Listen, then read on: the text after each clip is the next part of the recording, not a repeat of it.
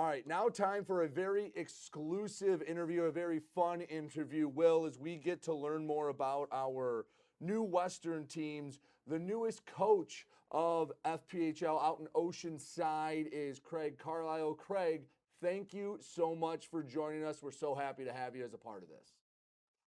Well, thank you guys for taking the time to interview me. I really appreciate it. So let's just start from the beginning. Fed making the big jump out to California. What got Craig Carlyle involved with the Fed, and what drew you to being a part of this big westward expansion? I got a call a few weeks ago asking if I'd be interested in jumping out here and doing that, jumping in as the head coach and GM. And I've been coaching for 17 years now at this point. My goal has been to be a pro coach since I started back in Rochester, New York, 17 years ago. So this was a great opportunity. I had been a San Diego resident for 15 years. I've been in Salt Lake for the last 11 months. So this gave me the opportunity to come back. I have family here. My mom and dad live here. My brother lives here with his wife and kids. And San Diego's been home. So it's a homecoming opportunity for me to coach at a higher level. I coached the junior team here for 5 years. I was the hockey director of the junior girls program here for 6 years. I've coached high school, senior A. I played senior A here. So it's really been truly outside of Winnipeg growing up. This is the place that I've lived the most, almost all of my adult life. So since getting out of college. So it was an opportunity to come home and bring minor pro hockey to Oceanside, which is 45 miles away from where the Gulls play in the AHL. So a good distance away, and great opportunity for a lot of Southern California boys to play close to home too. Well, you mentioned your dad is there, and we know he's going to be involved in the organization. We've been told a volunteer capacity. Can you talk a little bit more about what his role is going to be? Yeah, so he's 7 years old, so it's probably going to be mostly home based stuff. I'm not going to make him get on a bus and drive too far, but he lives like 25 minutes from the rink or less. They don't have a ton of friends out here because they, were in Orange County for all the years that he coached the Ducks. So, he was looking for something to do, and I thought he was joking, honestly, when he offered to be, my assistant, volunteer assistant coach. So it's a really great opportunity for me to obviously work with my dad. It's a unique opportunity. He's got a wealth of knowledge, and I've obviously been able to use him as a sounding board throughout my coaching career up until this point. But now he'd be involved with the day-to-day part of it and really get to learn a lot from him and his experience and expertise. And I will say it'll be interesting. We are very similar people. Like my wife and mom will say we are the same person. So there could be some friction there, but we have always worked through it. So, Craig, Craig's dad, Randy Carlyle, is the former Anaheim Ducks coach, Stanley Cup champion. So, you have all that. People from the outside see that. They see this man who's been to the mountaintop. And to you, it's just dad. So when you're, going over practice or in a game, do you know where assistant coach Carlisle is going to, a volunteer assistant coach Carlisle is going to end and where dad is going to begin? Or is that going to be an interesting dynamic to work out at times? He's pretty good at letting go of the reins for me. I don't know in the past that was probably a thing, but he was the head coach. So, he was an assistant coach for a few years back.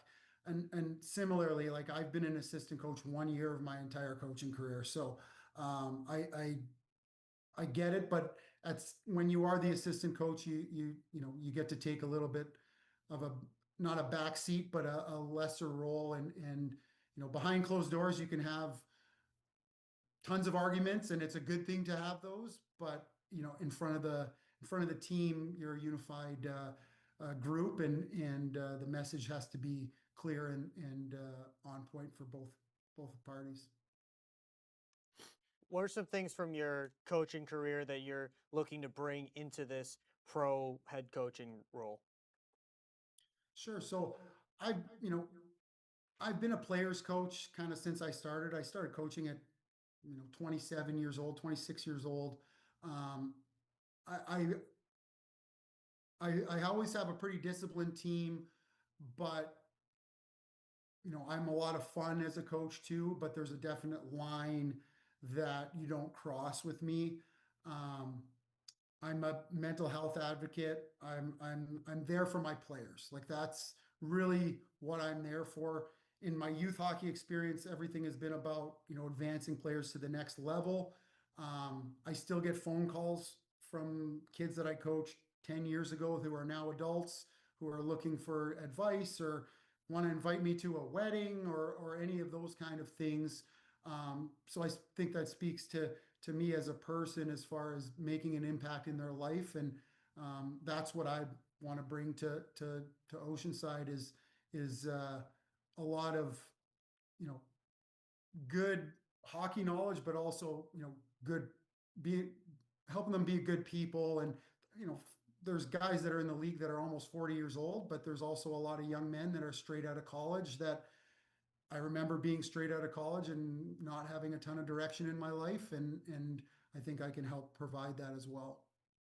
One thing you mentioned earlier is how, you guys are in the same general, you're 45 minutes from the Gulls, but still in the same general area. California right now, pretty littered with AHL, the higher end of the minor pro, obviously the NHL teams as well. But the big thing here in single A is the accessibility and the community focus aspect. How important is it for you guys to maybe be able to reach to that family, be more family friendly, affordable at that point, and bring something, not just you, but the other California teams in the FPHL as well, to a market that hasn't seen this for a long time? So I think it you know San Diego's a really big city. It's a long city. It's like 60 miles long. In North County, especially, to get to a Gulls game is sometimes over an hour drive plus parking plus and it's it's more expensive. Oceanside, Carlsbad, Encinitas, the North County part is a lot of families. It's a suburb. So this brings you know, the experience of pro hockey to their backyard, where they're not having to spend, a few hours in the car there and back to get to a game and then spend a few $100s to go see a game. But, they're I went to a lot of their games when I was here originally, and it was a trek. That's really the biggest thing. Is it's with us being that far away. We're kind of not there necessarily their demographic, and you know they're NHL caliber guys. They're guys that are one step away. Well, California has a long history of minor pro hockey. How excited are you to write the next chapter of that along with these other two teams? Yeah, I think it's a great opportunity to continue growing the game here. Um, California does have the fifth most registered hockey players in the entire country. So, there's a lot of fans here, and there's a huge population. Obviously, there's over 30 million, almost 40 million people in the state. So, the more people we can get uh, in watching hockey, the family that in Oceanside that never watched a game, never saw anything other than on TV, now gets to come see a live game, and maybe their kid signs up for hockey the next couple weeks, or the next season or whatever it may be. Get them in the game, get more kids playing, more people involved. I think it just helps the game overall. Get to a higher level, whether it's youth pro, minor pro, doesn't matter. There's a plethora of people here that are, you know, available, and if we can get more kids into hockey that are your better athletes, then the game grows, the game gets better, and hockey in the US gets better. Craig, final question from me. Obviously, the jump out to California, a pretty big leap for the FPHL, a league that started as just a Northeastern league 16 seasons ago. Where do you see yourself and Oceanside helping the Fed, grow to the next level? You and all three California teams right now, as a whole, what do you see your role being in getting the FPHL to the next level? Well, I think we're going to prove the viability of it. Really is going to be you know, the question that everybody's had that we're going to answer. So, um, you know, I coached in the old Western States Hockey League out here. We ended up having, at one point, I think there's 32 teams in the league. So there's a ton of opportunity for expansion out here. All of the rinks that those teams played in had 3, 4, 5,000 seats. So there's a ton of opportunity, a ton of open rinks. So if when we prove that it works, it allows for more expansion out here. Well, Craig, thank you for joining us, and we hope to get to come out there and see exactly what California hockey is all about. Well, I look forward to meeting you guys. Thank you so much for the opportunity and the time, and we'll talk to you soon. I appreciate it, Craig. Good luck.